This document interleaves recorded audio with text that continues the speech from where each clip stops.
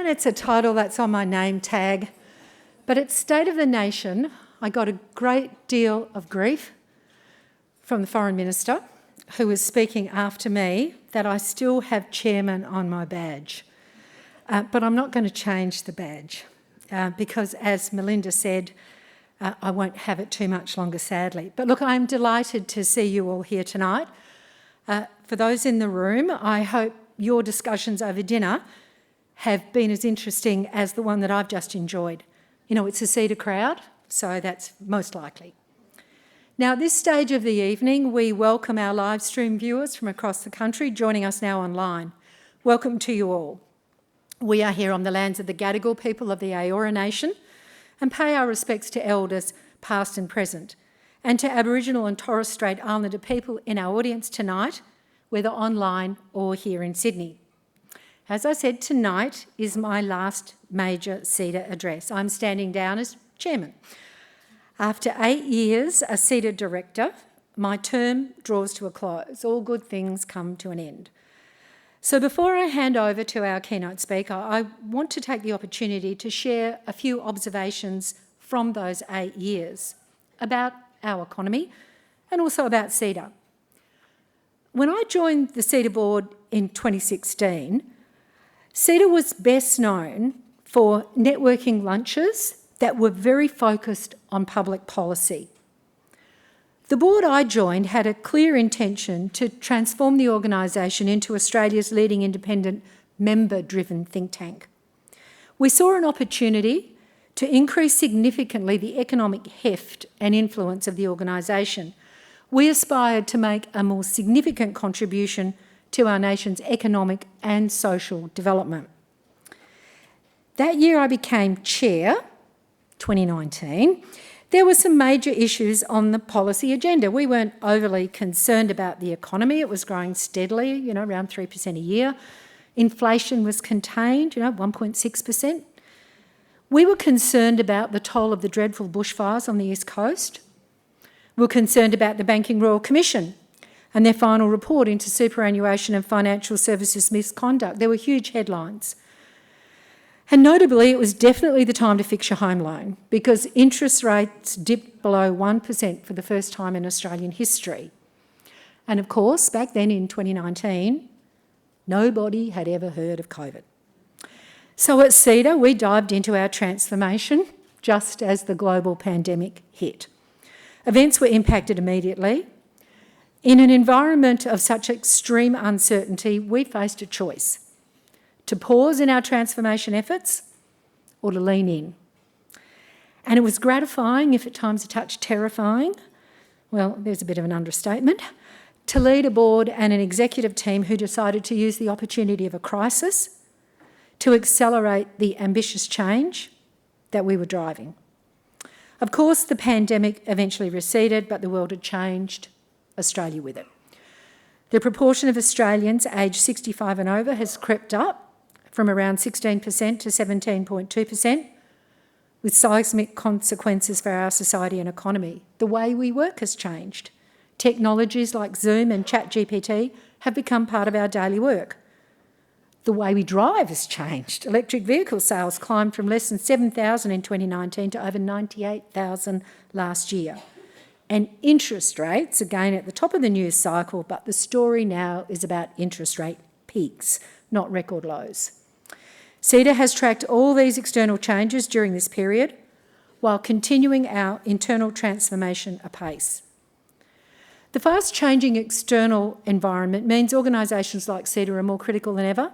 Never before has it been so important to have independent, data-centric organisations focused on the long-term good of our country, beyond the noise, beyond the political cycles, beyond the inevitable ups and downs of financial markets. Now, as we come together tonight, having just presented CEDA's results for the FY24 financial year last week, I am proud to say that CEDA is a truly national, highly influential, independent and, importantly, member-driven think tank. We have a powerful body of research developed by in-house economists who are regularly sought out by media and governments as expert advisors. We have a convening program that is consistently growing its influence, audience engagement and revenues year on year. Look around this room. At the heart of this organisation, of course, are our members, CEDA's members, many of whom are represented here today, as Melinda acknowledged earlier. Our members shape and participate in our events, ensuring our public conversations are relevant and impactful, and their insights and experiences inform both our research and our advocacy. I'm incredibly thankful to all our members, to the many eminent speakers, including those with us tonight, the CEDA team and the board who have contributed to CEDA's work during my tenure as chair. I'm looking forward to seeing how it continues to shape the public policy debate over the years ahead. You are certainly in good hands and I will be a member. Now, before we formally welcome this evening's speaker, I'm delighted to introduce Richard Spirio, Managing Partner of Allens, to you. As Melinda mentioned earlier, Allens has been a valued supporter of our annual dinner for 14 years, with Richard having played a key role as facilitator for quite a few of those years. So he will join the Governor on stage following her address. So with that, I will now hand over to our keynote speaker, someone whose eyes are very firmly on the long-term future for our nation and who is no stranger to being at the top of a very noisy news cycle. There are few economic topics that have drawn as much interest in the past 18 months than the decisions and directions of the Reserve Bank of Australia. So it is great pleasure that I warmly invite Michele Bullock, Governor of the Reserve Bank of Australia, to the stage. Governor, thank you for joining us.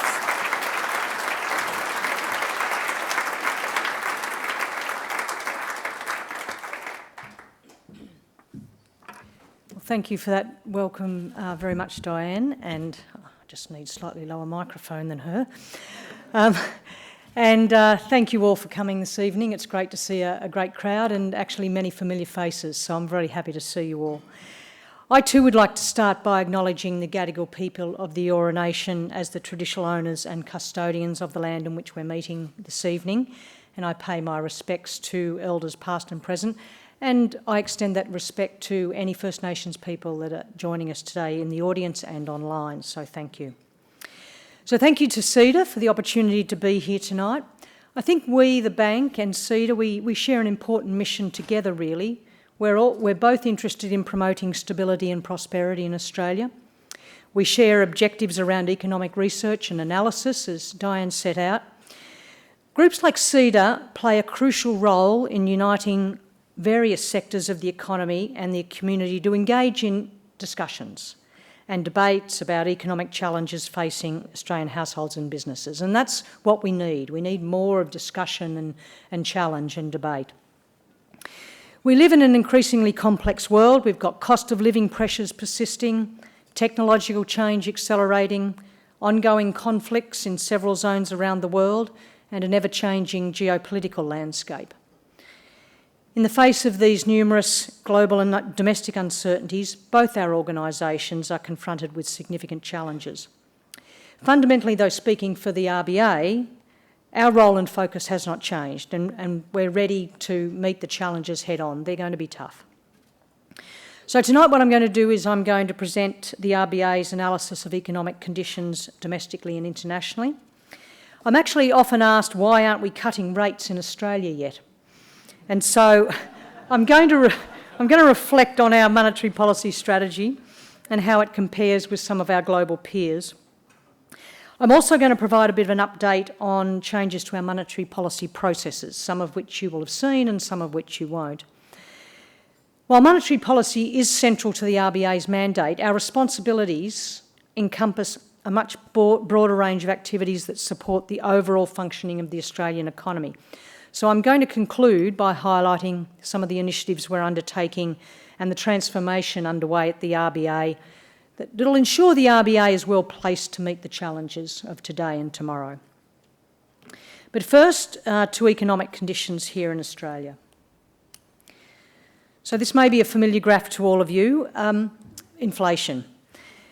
So headline inflation eased to 2.8% over the year to the September quarter of 2024, and that's down from 5.4% over the year to September quarter of 2023. So this is really, I'd have to say, really welcome relief for people feeling the pinch from the rise in the cost of living over the past 2 years. And that's everyone, but it's particularly the more vulnerable in our community. But despite the decline, there is still some way to go before we return inflation sustainably to within our 2 to 3% target range. Now, I use the word sustainably deliberately. It's important because it recognises that we need to look through temporary factors that influence the headline inflation rate from time to time. And so over the past year, part of the decline in headline inflation has been due to temporary factors such as electricity rebates and declining fuel prices. These temporary factors have undoubtedly helped many Australians, but our approach is to look through them to some extent to better understand where inflation will settle in the medium term. And the best way to do this is to look at underlying inflation. Now, the measure we typically look at, and it's on this chart, is trimmed mean inflation. And by this measure, inflation was still too high in the September quarter at 3.5%. So while this is a welcome decline from 5.1% a year earlier, it is consistent with a situation in which the overall demand for goods and services in the Australian economy has been outstripping its supply capacity for some time. We have maintained the cash rate at its current level of 4.35% for a little over a year now. This is 4.25 percentage points above its emergency low level of 0.1% at the height of the pandemic, and I highlight emergency low level. At this current level, we're of the view that monetary policy is restrictive. The effect of this is most evident in the household sector, with a very weak growth in consumption, and in fact a decline in per capita consumption. And we've also seen very low dwelling investment. Monetary policy settings will nevertheless need to remain restrictive until the Reserve Bank Board is confident that inflation is on track to return sustainably within the target range and approach its midpoint of 2.5%. Our forecast published in the November Statement on Monetary Policy suggests that a sustainable return to target will occur in 2026. Elevated inflation indicates that the level of demand in the economy is above the ability of the economy to supply the goods and services demanded. But the evidence suggests that this gap is narrowing. One reason for this is that the rate of growth of demand has been quite subdued, as you can see from this chart. The subdued rate of GDP growth, in turn, reflects the notable weakness in household consumption that I referred to earlier. Looking ahead, we anticipate a slight uptick in both GDP growth and household consumption over the coming year, but there are risks in both directions.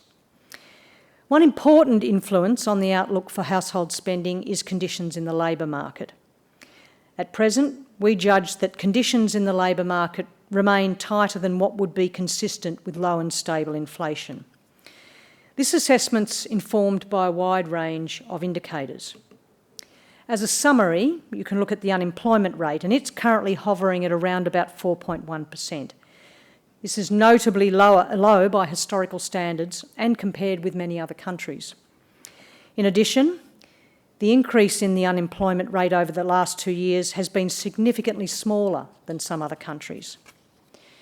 Now, while some labour market indicators have shown signs of easing, so the labour market easing, the demand for workers remains robust, particularly in sectors like healthcare and education. Overall, the earlier period of high inflation has imposed large costs on families and businesses across Australia, especially the most vulnerable in our society. If we fail to bring inflation down in a sustainable way, cost of living pressures will only compound and monetary policy would need to remain restrictive for longer. That's why returning inflation sustainably to target within a reasonable timeframe remains the Board's highest priority. Now, recently, as I said, I've been asked why other central banks are lowering interest rates and the RBA is not. So to explain this, I need to describe what the Board is trying to achieve and ways in which we seem to be a little different from some other peer economies. Now, the Board sets monetary policy to achieve domestic policy objectives. That is, for inflation to be at about 2.5% over the medium term, and the labour market at sustainable full employment. As it currently stands, As we've seen, underlying inflation is still too high to be considering lowering the cash rate in the near term. The board's strategy over recent years has been to set monetary policy in a way that returns inflation sustainably to target in a reasonable time frame, alongside a gradual easing in labour market conditions to levels consistent with sustainable full employment. The goal underpinning this strategy has been to preserve as many of the jobs that have been created over recent years as we can. This is what we've previously referred to as the narrow path. Now, when setting policy, the board aims to ensure that financial conditions are restrictive enough until it's confident that inflation is moving sustainably back to target.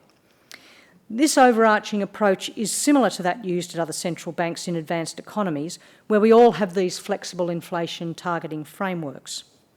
All central banks care about inflation and the potential impact of their policies on the economy and the labour market. But there have been some important differences reflecting the different weights that central banks place on the two objectives. In Australia, interest rates did not reach the same levels of restrictiveness as many other countries. So you can see that from the tops of the blue bars in this graph here. And consistent with this, inflation has been somewhat higher relative to target here than in most of those economies, and the labour market is also tighter. This means that even with a similar approach to setting policy, the time to adjust domestic monetary policy settings can differ from peer-to-peer central banks. Indeed, Australia's labour market conditions appear unusually tight relative to those of other peer economies.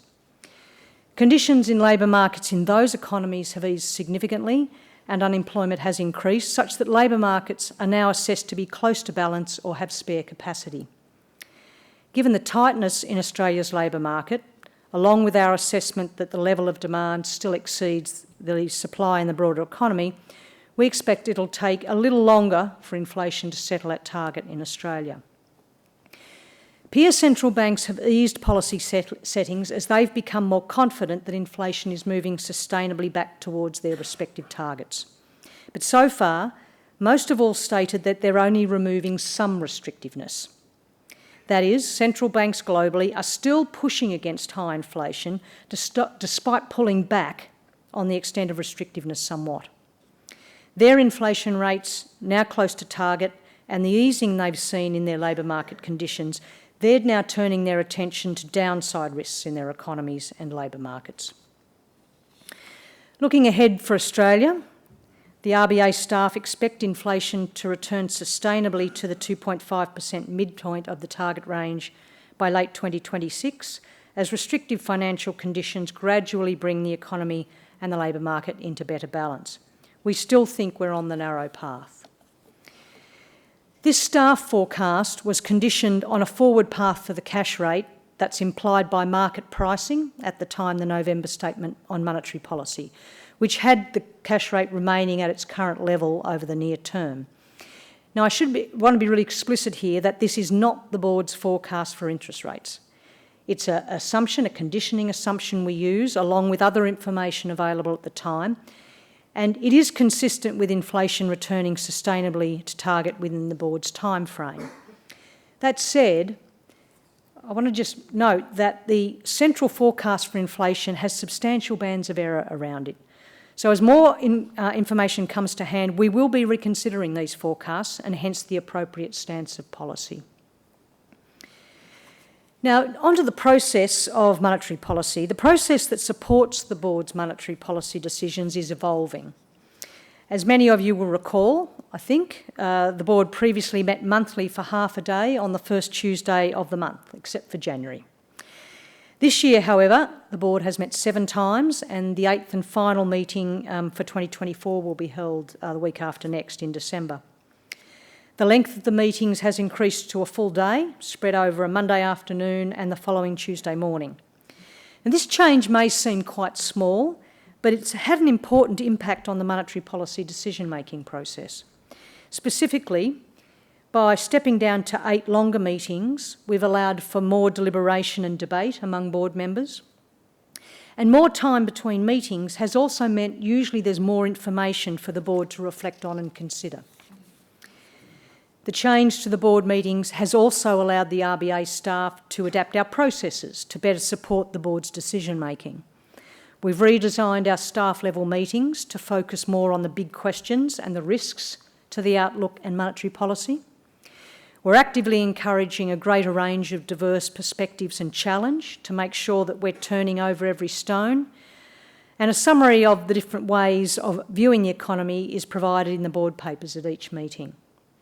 Also, the external board members now regularly meet with a wider range of staff to discuss topics relevant to their decision-making. And these sorts of things are just one way we're bringing to life our cultural ambition for being open and dynamic, open to ideas and dynamic in the way we work. It's still a work in progress, but we're trying hard. The briefings that the board members now receive regularly include policy alternatives, scenarios, discussion of the trade-offs between the RBA's objectives of low, stable inflation and full employment.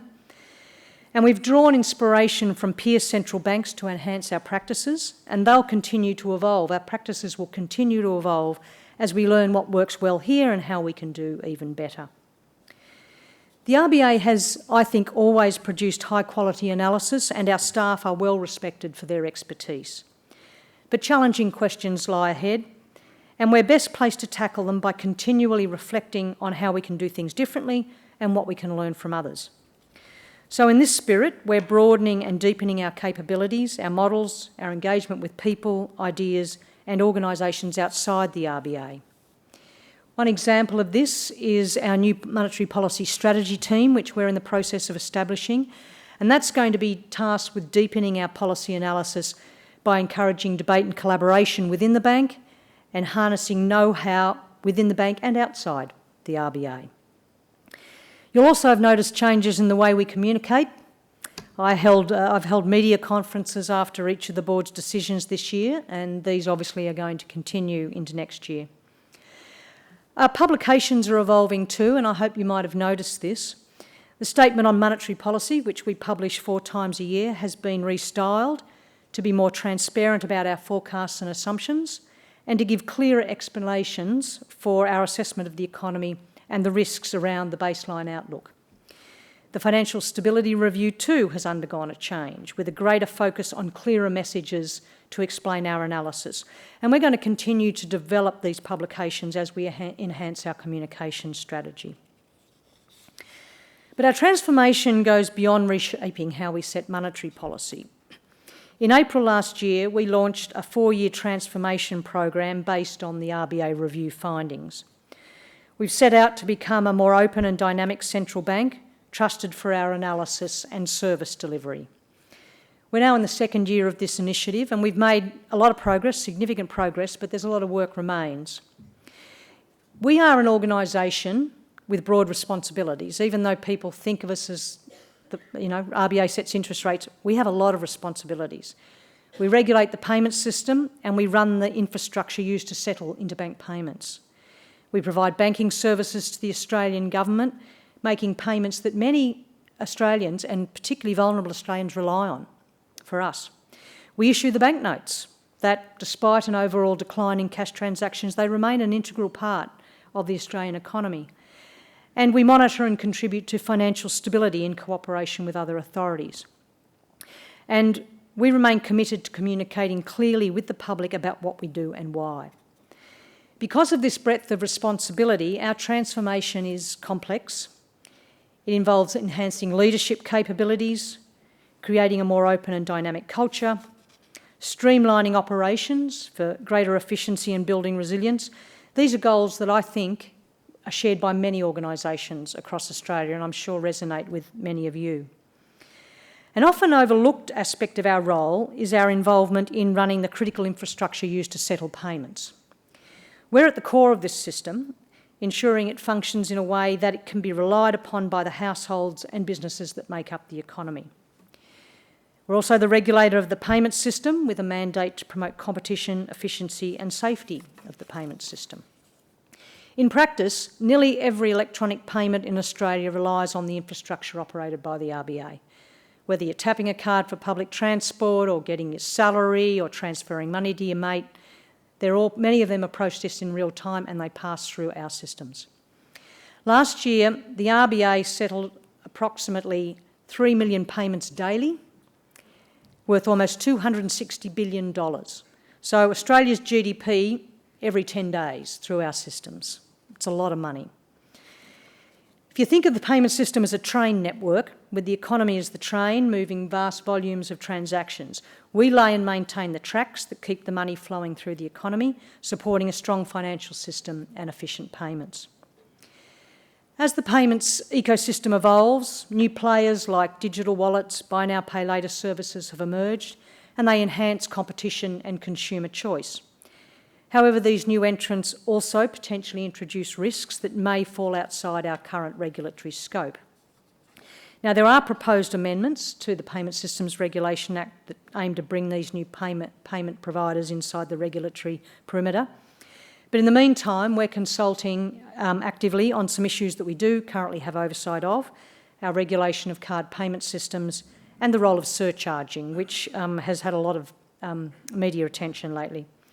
And we expect the Payment System Board of the Reserve Bank to consider and respond to this consultation in the first half of next year. So in addition to consulting on regulatory settings, we're also investing significantly in our systems and technology to keep pace with rapid technological changes, the growing use of digital payments and the challenging security environment, which is on everyone's mind. The train tracks now need some maintenance. Ultimately, we need to maintain a modern technological framework that supports our operational and strategic objectives. These initiatives will modernise the infrastructure that powers our nation's payments and banking systems and allows money to move around the economy in a safe, efficient, reliable way. So in conclusion, the RBA has a pivotal role in promoting the economic stability and prosperity of Australia. We're currently facing significant challenge posed by persistent inflation, shifting geopolitical dynamics and a rapid pace of technological change. Yet I think these challenges also present us with opportunities to innovate and adapt and become better. Our transformation agenda is not simply a response to current pressures. It's a proactive approach designed to meet the needs of the Australian economy and people today and well into the future. By enhancing our decision-making processes, embracing transparency and engaging with diverse perspectives, we're positioning ourselves to navigate the complexities of the modern economy more effectively. Thank you, and I look forward to answer your questions. Thank you.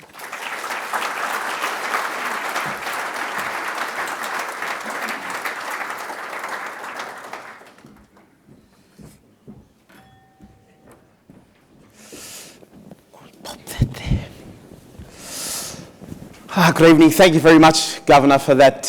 For those words. I think you've really drawn out for everybody the complexity of issues that the RBA is grappling with, but also the importance of transformation within the organisation to be future fit, not only for the decisions you need to make, but as you say, for the infrastructure and importance to the economy that the RBA has.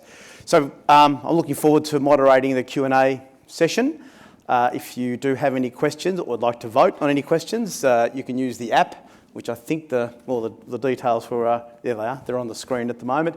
We'll also be taking some questions live in the audience as well, and I think there are people wandering around with microphones if you have a question, and I'll come to that. But I might kick off with a few questions, if that's okay, and I might start globally, Governor, and work down to more local issues. But if I start globally, you ended your remarks with a reference to the shifting geopolitical dynamics.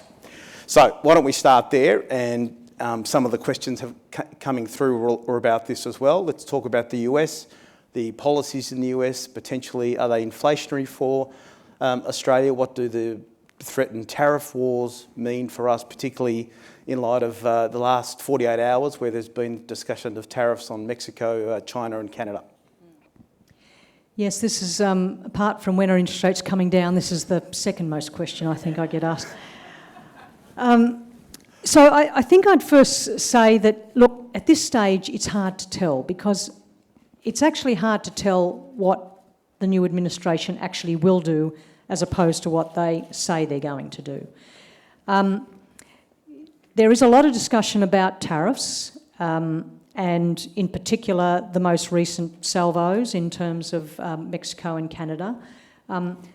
I think that does remain to be seen, whether or not that's some sort of reality or it's a negotiating tactic, I don't know. But we have to set policy based on what we know, not based on shadows. And so I think the first point I would make is that although we are thinking about the potential implications, we are still mainly focused on what we're observing going on in Australia at the moment. Because if there are going to be implications for inflation and growth, they're not happening next month or even in 6 months. It's going to be out a little bit. So our focus needs to remain staying the course on inflation. Having said that, what happens if, say, there are tariffs imposed in the United States? And I think most people agree that the implications are potentially for inflation in the United States to rise. Potentially inflation in some other countries. So what often happens with trade, though, is that trade moves. So if there are large tariffs, for example, on China, Chinese trade will probably try to find other ways to find an outlet, and Australia might even be a beneficiary of that. So we might in fact find some deflationary impacts for Australia if it rolls out that way. It depends often, it'll also depend very heavily on what others do. So we don't know how Europe might respond to tariffs on it. We don't know how China will respond. So I think we need to just be alert to what might be happening in those other countries as well. And as I say, nothing's happening in the next it's not going to affect inflation in Australia in the next 6 months. To the extent that this sort of activity impacts China, that also is very important for us because China is our largest trading partner. And what happens in China, when China slows down, that has impacts on our economy as well and the growth of our economy. So I don't know the answer exactly what will happen. Yes, I think tariffs would be inflation in the United States. What happens here may well depend on what happens with trade, and what happens to China is going to be really critical. I might stick with China then for a moment. Regardless of the tariff position, the economy remains sluggish, which obviously, as you said, has a big implication for us. Are you seeing impacts yet from the Chinese government on their stimulus policies? So I think we're not seeing impacts just yet. Our judgment, and we wrote about this in our November statement on monetary policy, our judgment is that the efforts by the People's Bank of China to lower borrowing costs, to encourage lending into particular sectors, that sort of easing I think is positive, and some of the moves of the government to support consumption in the real estate sector I think are positive as well, and we revised up our forecasts a little bit for Chinese growth on the basis of that. The issues for China around the real estate sector, though, are still quite front of mind. It's a very challenging situation. Property prices in China have not risen. They've gone down a lot and they've stayed very low. And people in China don't have a lot of confidence in some of them have paid for homes that they just haven't got. So there's not a lot of confidence in that whole development industry, the housing industry there, I think. So that's impacting the confidence of the Chinese consumer. So there's still issues there, but the Chinese authorities at least have shown some inclination to try and address the concerns, particularly about consumption. China's got deflation. Prices are falling. And that's unlike the rest of us are experiencing. So, you know, there are, I think, challenges in China that the government it does seem they are trying to address them. And what do you think Australia should be doing to prepare for that or seek to deal with the consequences there? Well, our exports obviously are driven very much by commodities. And so commodity prices are likely to be impacted if China doesn't come out of this. And I think that means, that obviously, two things. One, that our national income isn't as strong as it was, and it impacts on government revenues as well. So it has impacts for us as well. So I think these are the sorts of things that, when we're thinking about where the appropriate monetary policy settings are, we'll need to be thinking about the impact of the slower China on our growth and what that might mean for the inflationary pressures in our economy. At least at a first order level, you would expect that it would be slightly disinflationary for us. I opened by asking you the second most asked question you've been asked. Do you mind if I go to the first most? Yeah, thanks. Specifically, you said a moment ago, and you also said in the November Statement of Monetary Policy, that a sustainable return to inflation target, your expectation is that will occur in 2026. The market generally are expecting a rate cut February, March, May 2025. Are we waiting for a rate cut in 2026, or what are you looking for? Why does everyone always want forward guidance? No. This has all got a big legal disclaimer on it. Don't worry. It's fine. It's fine. Don't rely on any of this too much. No. So should we be thinking about 2026, or what are you looking for in 2025 to give you confidence that we'll be where we want to be in 2026? So our forecast, even though it's got those very wide error bands around it, our central forecast at the moment is that by the end of 2025 we will be back down below 3%. But we don't think it's good enough just to be just below 3%. The reason you aim at 2.5 is because it gives you a little bit of leeway on either side. So we think we'll be back there by, that's according to the central forecast, by the end of 2025. And provided and so far our forecasts, it's gradual, it's slow, but so far we seem to be trending in the direction we think. So provided we continue along that trajectory, then we will be in a position at some point to consider whether it's appropriate to cut rates. But as I said earlier, and as I showed in that graph,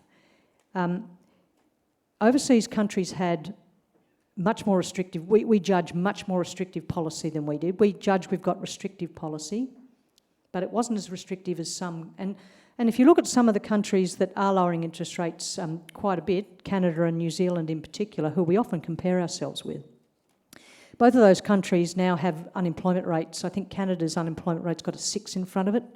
The New Zealand unemployment rate's rising quite quickly as well. So they are lowering interest rates in response to what they're seeing happening in their employment markets, which will flow on, and they're seeing it flow on to their inflation rate as well. So we've got these central forecasts.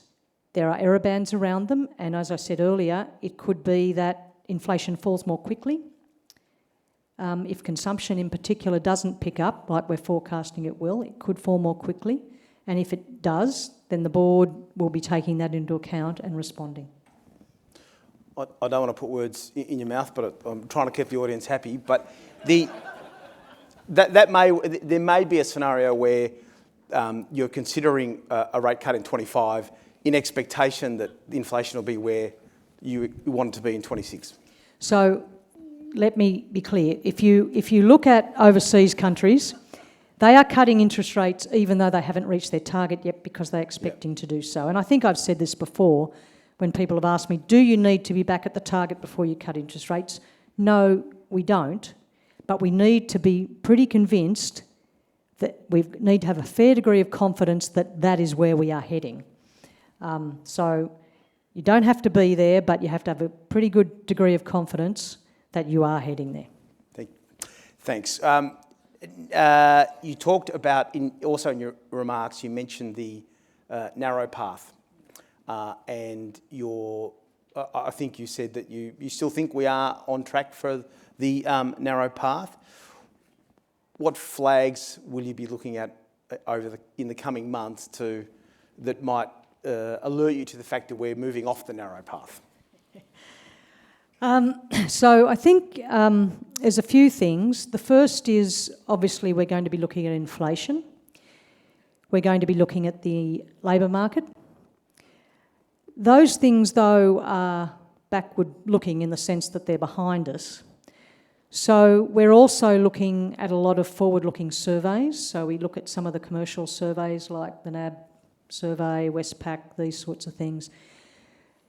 We also have our own liaison program, and the bank's liaison program, I think we probably talk to around about 1,000 businesses / business groups a year. So we've got a very broad, it's 20 odd years old, this particular liaison program, and it's been set up in a way that we can look over time at responses to questions, and it's pretty good intelligence, I think. So the things we'll be looking for there are what they're telling us about what's going on with consumers, what's going on with the labour market, what are they seeing about their selling prices. Now, at the moment, the readings we're getting from these sort of forward-looking indicators are that the labour market is easing, but it's still marginally difficult to find staff in some areas. Selling price pressures are easing, but they're still seeing costs rising, so not as much as they were, but they're still a little bit elevated. So these are the sorts of things that we'll be looking to continue to see ease in order to be convinced that we're continuing to head on the narrow path. While we're talking about growth and unemployment, my daughter, who's studying Year 11 economics, has a question, if you don't mind me asking. But GDP growth remains slow, but unemployment is low. Shouldn't we be expecting, if we have a strong labour market, should we not be expecting to see increased confidence, household spending, and hence growth? What's your daughter's name? Chloe. All right, Chloe. This is a sort of a this is a sort of a bit of a conundrum that people focus on. So the economy isn't really growing very much, and I think I showed that in that graph. But employment is still strong, as you point out. The point I try to make here is that a difference between levels and growth rates. So if you look at the level of demand, it's still quite elevated relative to history. Even though it's not growing, it's still quite elevated. So we've got this situation where demand overall is holding up level, it's not growing, and that's generating a demand for labour to meet that demand, if you like, because all the indications are that we're trying to supply goods and services that are being demanded and we're still not quite meeting them. And the way I would explain this, it seems a little bit sort of esoteric, I suppose, to think about aggregate demand and aggregate supply, but I'm sure everyone knows examples of, the construction industry is a great example. It's not growing. Construction isn't growing very much, but the level of demand in the construction industry is still such that we can't supply it. We can't get the people, in particular. They can't get the skills. So that's an example of where the level of demand is above the ability to supply it. And there's various examples like that, I think, around. The other one I often use is, it's not so much now, but I'm sure people remember back in 2023 when we were sort of just coming out of COVID, the hospitality industry, and you'd go to a restaurant and they couldn't get staff. Again, an example of demand for a service that we were finding it very difficult to supply. So it's a long way around to answer Chloe's question, which is that the demand level is still quite high, even though it's not growing, and that's what's generating the demand for jobs. That's basically what I said to her as well.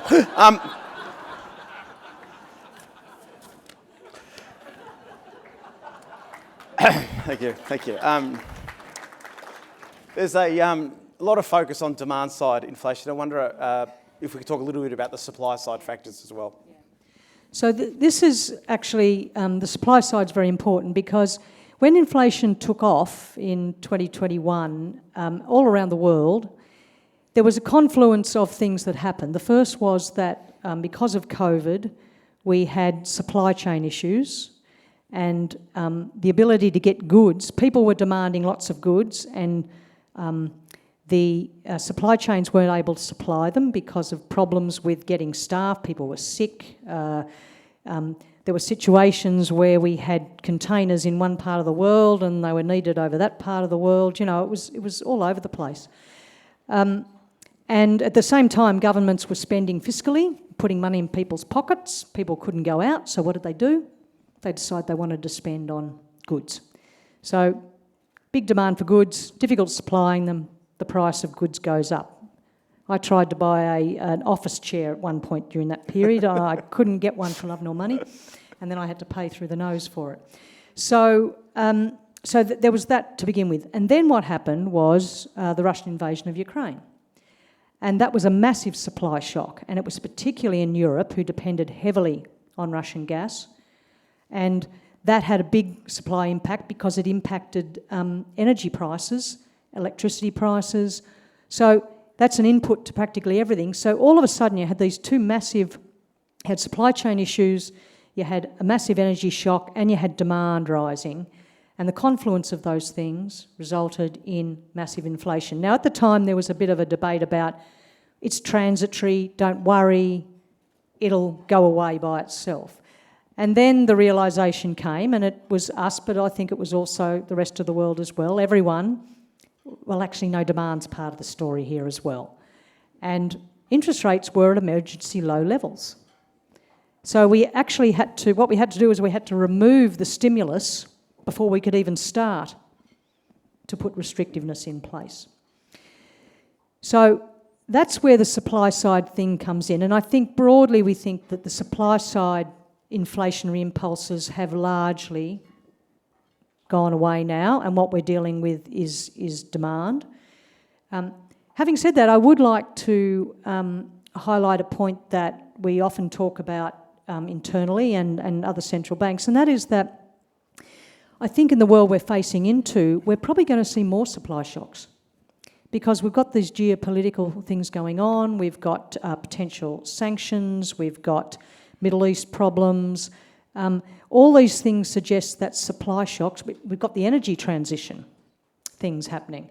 So there's all these potential shocks to the supply side of the economy which are going to potentially result in rising prices. And I think central banks are entering a challenging period in how do we handle those, because the traditional idea would be, well, it's temporary, you look through it. But if you get lots of these shocks and the inflation rate stays elevated for some time, then people will just start to assume that inflation is higher.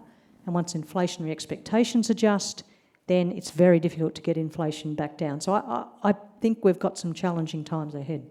How do we prepare for supply shocks, future supply shocks that you talked about?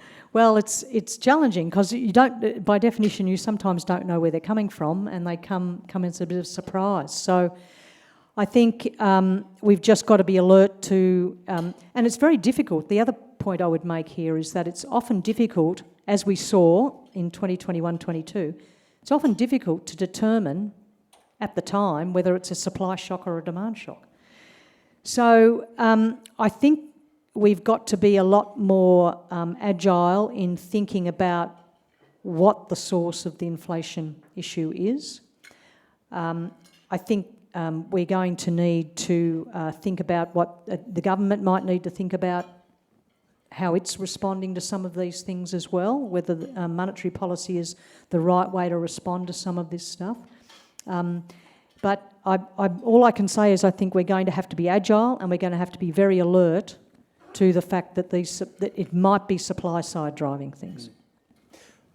May I ask one more direct question on interest rates? In the November board minutes, the board stated that they were not ruling anything in or out on interest rate cuts, implying that there may be circumstances where the next move might be up. What might be the circumstances where that would be the case? So I talked earlier about our forecast and our forecast of inflation coming back down to just under 3 in end of 2025.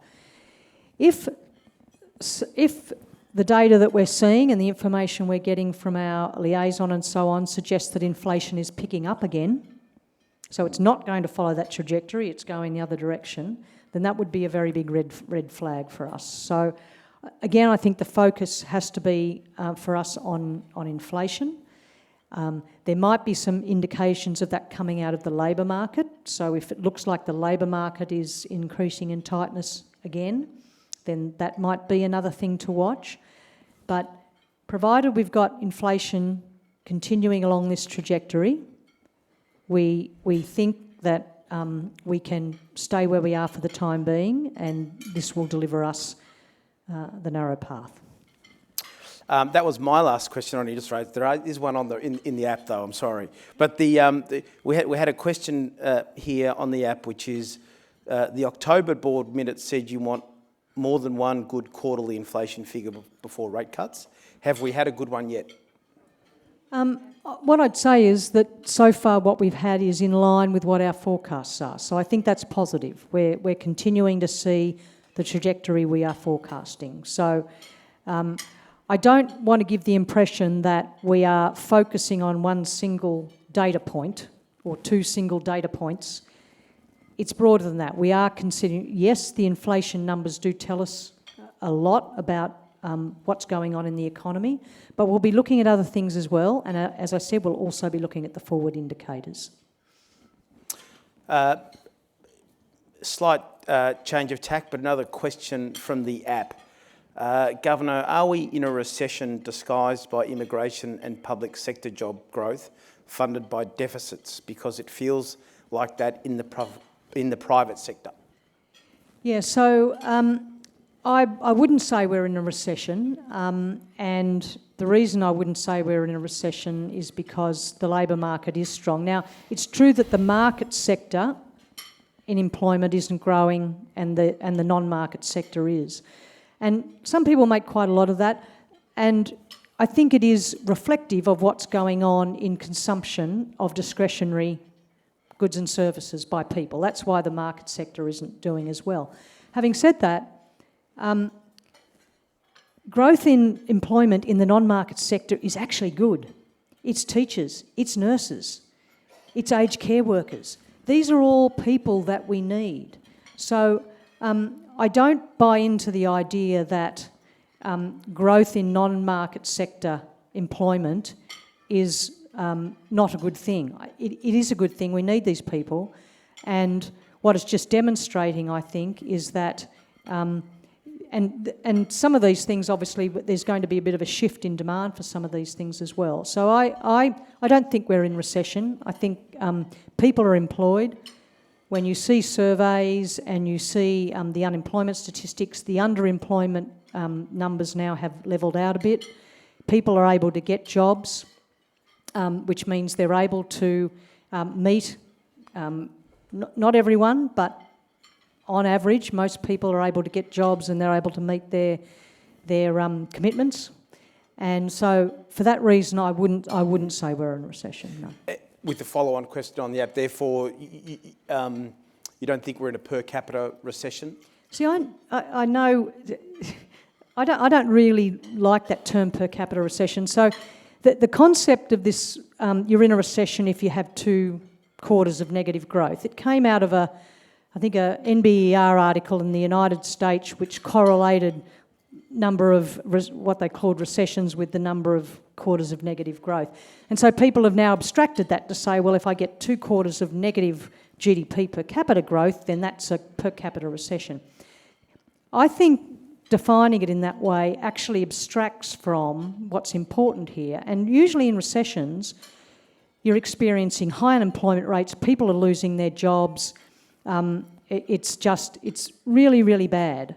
And I think in the current environment, we're not in a recession. Yes, people are having to spend less, people are having to cut back. But as I said earlier, basically people are able to find work, they're able to get the hours they want, and that doesn't feel to me like a recession.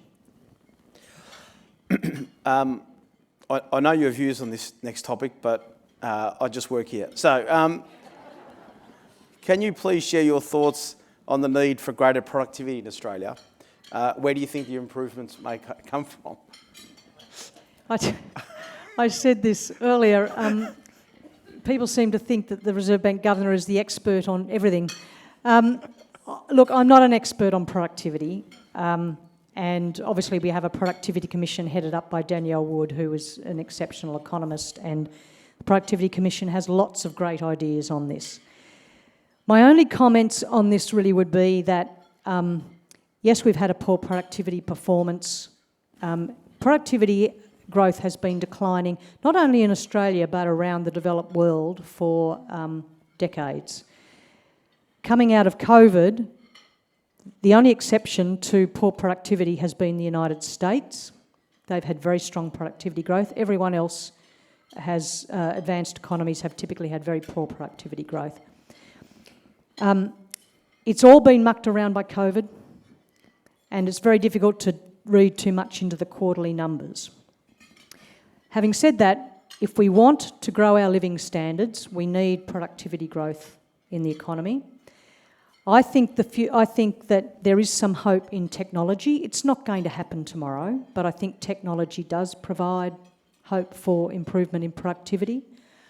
I also think that, in that sense, education and training is going to be really critical to productivity growth going forward, because there's going to be movement in the types of jobs that are available. People are going to need to be trained. Some people are going to find their job no longer exists, perhaps, or it's smaller, but other jobs will spring up. So it's going to be really important that we have appropriate training, and that's the sort of thing that will help to improve productivity as well. So the Productivity Commission has a long list of these things. Business dynamism is another thing that's really important here, and I think the coming out of COVID with lots of support for businesses and lots of support for hanging on to their staff, maybe as we get back more into more normal times, we'll get a bit more business dynamism, we'll get more of people, staff moving from less productive firms to more productive firms, which will help.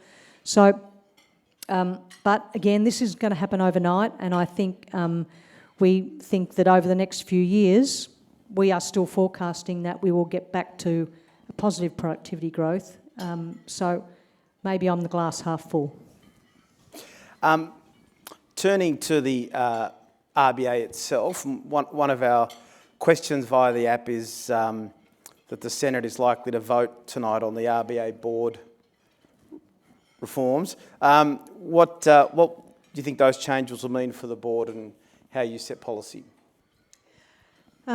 So if the changes go through, as some of you may know, we'll have a specialist monetary policy board and then a governance board. When I talked earlier, I talked about a lot of the stuff we do which is not to do with monetary policy, and there's a lot. It's, at the moment, I am accountable for all of that. I am the accountable authority, not the board. Under the new framework, if it goes through, then the governance board will be accountable for the operations of the bank, which is a substantial amount. So I think there'll be two things. Obviously, there'll be a lot of things that the governance board will take an interest in assisting me. The monetary policy board, the concept is that the monetary policy board now can concentrate just on monetary policy. Having said that, we've already made a lot of changes, as I set out, to the way we operate the Reserve Bank board at the moment, and we are already leaning into some of these changes. So if it goes through, I think that there's clearly going to be some structural things that are going to go on, but I think that the monetary policy board, I think we're already moving that direction. So we're just going to keep on moving that direction and basically being agile. Speaking of those reforms, you talked a little bit about the work the bank is doing to modernise, and part of that transformation is building broader engagement, listening to a diversity of voices and outside opinions. I would have thought you get plenty of outside advice, but how do you actually make sure that you are getting that outside advice and distinguishing that from just the outside noise? So I talked earlier about our business liaison program. It's really important, and it's very structured. Over a period of over 20 years, they catch up, they try to basically weight the businesses they talk to relative to the weights of the Australian economy. They have questions that they ask that they can track over time, how these things are moving. And we can see that actually, with a history of this, that these things don't do a bad job of tracking sentiment and activity in the economy in many cases. So we do that. I would say too that I get a lot of letters. I meet and I read them, and so I get a lot of views that way. We get a lot of, we do get organisations coming in to meet with us at various times. Some of the ones that more recently I periodically meet with, Lifeline, I've met with Beyond Blue, for example, ACOS, these sorts of organisations that we wouldn't necessarily be picking up in stock standard. Our liaison team meet with these sort of organisations as well, but we wouldn't necessarily be picking that up in statistics. So I think they're important sort of liaisons. But all of this information we gather, whether it's sort of in a structured way through the liaison program, whether it's through talking to people and hearing views, we take that away, we lay it across what we can see in terms of the data, and we see if it basically seems to line up. And sometimes it does, and sometimes it doesn't. One of the questions that came through on the app was just in relation to the upcoming federal election. And I guess the question really is about the risk of government spending, and whether you'd care to provide any advice to the parties as we lead up to the election in terms of, I'm assuming, a restraint in spending. I have no advice. The only comment I would make is that the thing that, and it was a point made earlier, that the private sector at the moment is growing very slowly. Consumption's per capita is declining, consumption's growing slowly. Government, it's true, government spending is helping to keep the economy at least on an even keel at the moment. If it wasn't there, if it wasn't filling that gap, then things might well be much worse in terms of the employment market, and what we have in terms of our forecasts is that we are seeing, as I said, inflation is coming back down to target with the current sort of fiscal monetary settings, and we think we can get there with this and without completely tipping the labour market off the edge. So I think that's positive. I have a couple more questions, but I just want to make sure I'm not missing anybody in the audience who's got one. No, you talked about outside voices, and I know that part of the role is engaging with your counterparts around the globe. Any interesting insights coming from them about how the global economy is going and what the broader trends are there? Nothing I can say here. It's a pretty tight group. Look, the only thing I would say is I think that my colleagues at other central banks, some of them are lowering interest rates. They are happy enough with the way that inflation is coming down, but I think they are all remaining still a little bit alert to the fact that inflation might surprise on the upside. It doesn't mean that we're necessarily going to backtrack, but I think it's just natural for central banks to worry a little bit about the upside because, as I've sort of said and others have said before me, it is if you let inflation get away and inflation expectations get away, it's very costly to get it down. And so we even though we are trying to keep inflation, not completely toss the economy into the abyss to get inflation down. We're trying to bring it down slowly. We do need to be alert that we don't let inflation expectations get out of control, and we need to be alert, therefore, to those upside risks. So I think, it's a balance, and I think my colleagues overseas are all alert to those sorts of things as well. Just changing tack and just reflecting on your time in your role as Governor, which has been about 15 months, and obviously you were Deputy Governor before that. But has anything surprised you about being in the main gig? Not greatly. I mean, I did observe. I was only Deputy Governor for a little over a year when Phil was there, Phil Lowe, and so I sort of observed what was going. So there wasn't wasn't great surprises there, and I have worked in a lot of different areas of the bank, so there wasn't any surprises to me in terms of various areas of the bank. I knew basically the business. I'd worked in most of those areas, so that wasn't. I think what's marginally surprised me is the great deal of interest in me, and the media interest. I think that's, I saw it, but I don't think I quite realised what it was going to be like. So I think probably for me that's been the most surprising thing.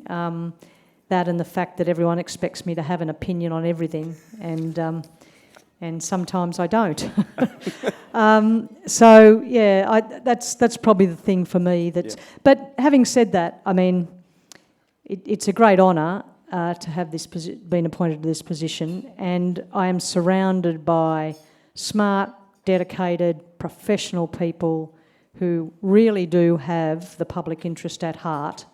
I know sometimes, and certainly in letters I get, people don't believe that, but we do really have the public interest at heart, and I'm very fortunate to be in this job.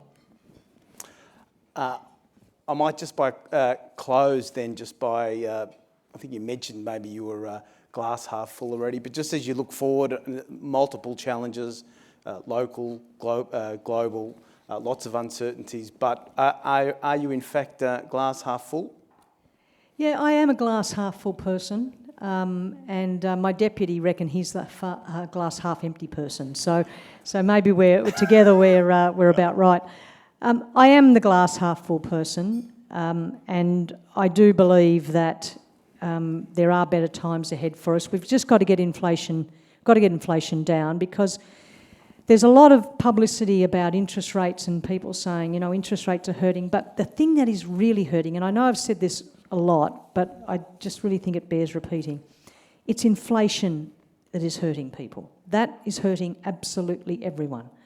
And so we need to get that under control. I'm confident that we are getting it under control. I know the board will do what we need to do to get it under control.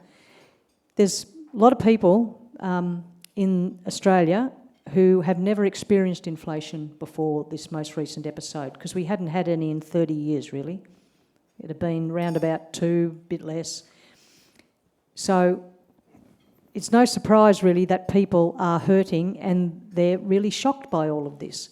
So we need to get it back, and the phrase I use, I want it in the background. I don't want people thinking about it. And so that means we've got to get it back down into the band, and I'm confident we can. There's going to be challenges ahead, but I'm confident that we and other authorities, we can rise to those challenges. Thanks very much, Governor. I think that's a great place to finish. Please, yes, thank you.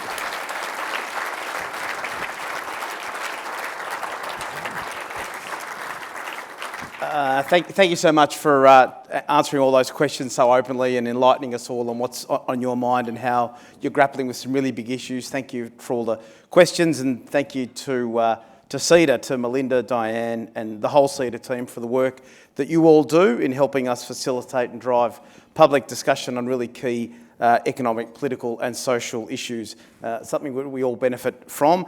And Diane in particular, we thank you for a wonderful contribution as leading CEDA for so many years. Melinda? Thank you. I think so. Well, thank you, Richard. Gosh, gold star for really trying to get those answers out of the governor. You did a great job. Hats off to Chloe for also bringing us back to Economics 101. I love it. I was enjoying that at the table, listening to the answers and reminding myself of, exams gone by. Governor, there's so much that you've said that I think really resonates with me and no doubt with many in the audience. I think, firstly, can I say thank you for calling out the contribution of your team and the national interests, which is always front and centre to them, because I think it's easy to forget that. As you were talking about it, I was reminded of the distinction between being nice and being kind. And often being kind is about doing the right thing and often not the easy thing. And I think that's what you were describing for your team. And I think it's important that we acknowledge that and continue to understand the effort that our public servants put in with the national interests well at heart. I also wanted to channel your optimism and the glass half full. I'm a glass half full person, but it's definitely the attitude that we're bringing to our work at CEDA as well. How we can think about and imagine a more positive future for Australia, notwithstanding the challenges and headwinds that we have before us. And I think the more that we can talk about that and the more that people in leadership positions actually remind us that we've got a lot going for us and that we've faced plenty of challenges in the past and have dealt with them well in a way that has uplifted all Australians, or many of them, is a really important thing to remember. I hope that when we look back on one of your charts in a few years' time, that we will have managed this cycle in a way that sees unemployment staying historically low for a cycle, and I hope we don't end up being like some of the peers that we compare ourselves with unemployment heading above 6% and perhaps higher again. So that's what I hope we'll see in 12 or 24 months' time. A slightly self-promotional plug. We are lovers of productivity at CEDA. In case you haven't seen it, we recently released a report on workplace learning. This is going to sound dry and boring, but we're going to have to really pull a lot of levers to lift productivity. And one of the things that all of our members can do is think about the role that teaching and educating your own people through workplace learning can deliver to your own productivity, but through that to the nation. It's an excellent report that Andrew in our research team and others in the team have produced, and if you haven't had a look at it, please do so, because it's pretty practical and something you can do tomorrow, actually.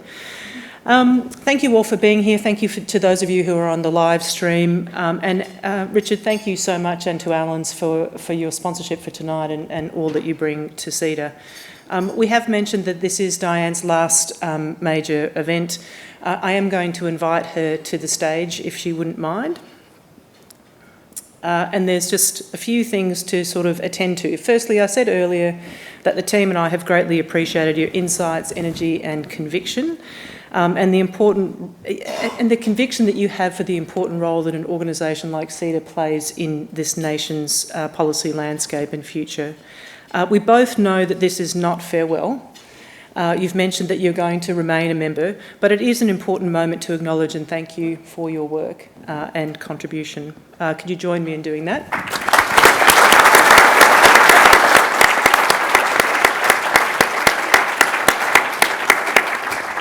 I did want to advise, and I'm pleased to advise, that your board colleagues have unanimously approved your appointment as an honorary life trustee. And then a small gift from the team and I.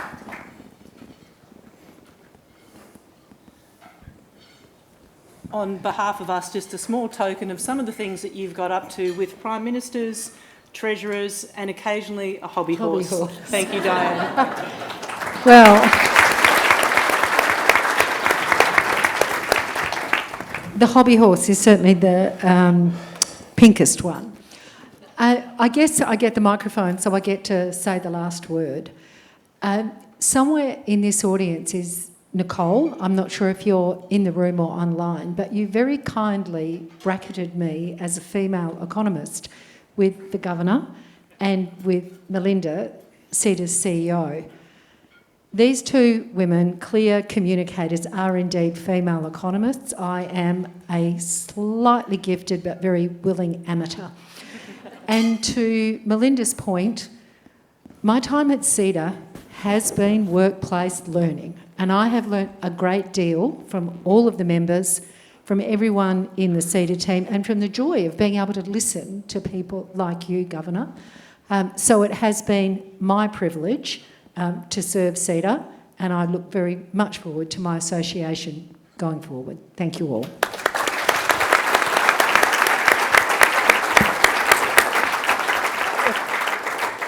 Thank you, Diane, and that is all for this evening. It is, we're running quickly into the end of the year.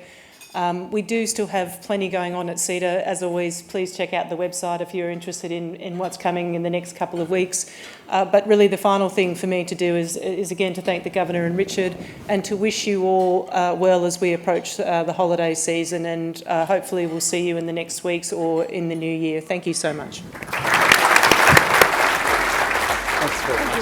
Today, change isn't just constant, it's accelerating.